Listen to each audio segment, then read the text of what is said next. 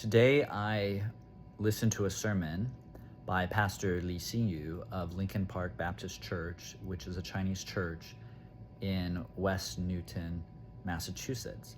And he talked about some of the recent challenges that Chinese churches are facing as they seek to evangelize overseas Chinese students here in the United States. So many of the comments that he made apply to all Chinese churches around the United States, but some of them are more specifically for Midwestern Chinese churches in smaller cities around the center of the United States. So one of the challenges that he mentioned is immigration policies. So we know that immigration policies for mainland Chinese coming to the United States were much more open from the 1980s through the 2010s. And now, of course, after COVID and with the Trump administration, a lot of those immigration policies have tightened and become more difficult. And so before you had more Chinese students coming, now that is more limited just by the immigration policy in and of itself. So that's just the numerical challenge. Another challenge is, and this has always existed, especially for Midwestern churches, is the transitory population of Chinese in the educational system in the United States. So you have students who come, they study for maybe their undergraduate degree, and then they're going to go on to the East Coast or West Coast, one of the coastal cities with a more elite university, and then they're going to maybe get a job there and settle down, or they may be in the Midwest for, some time with their study program all the way through their PhD, but they might want to go to one of the coastal city centers for work in the future. So that's another challenge. And then he mentioned a third challenge, and that is mainland Chinese educational programming.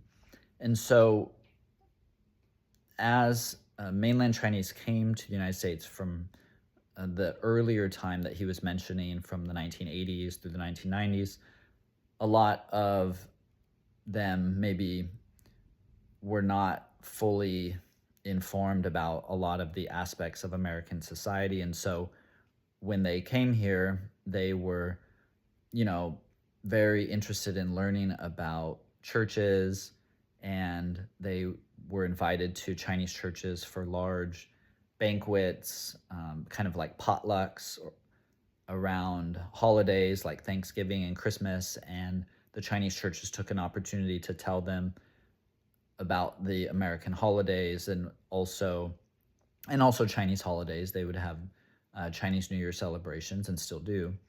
And so they would also use this as a kind of gospel meeting, and they would share the gospel at these kinds of Baptist or evangelical or gospel types of Chinese churches. And in that time, a lot of overseas Chinese students, they were very interested, and they would come in large numbers. But he talked about how with the economic success of China in recent years and decades, a lot of them have, more wealth that they're bringing to the United States. And so, a lot of them aren't really interested in going to a meal at a humble, church somewhere in the Midwest. They also, because of the educational programming, they are told before they come to the United States not to associate with churches, often by their families, by teachers in their schools, by maybe other advisors who might discourage them from associating with Christians when they come over. There might have been some of that earlier on, but now it's become more well known that churches will reach out to students, and so it's kind of become more well known all around. And so some people are prepared for that when they come, and they're not interested, or they're resistant to invitations to visit churches when Chinese churches extend that.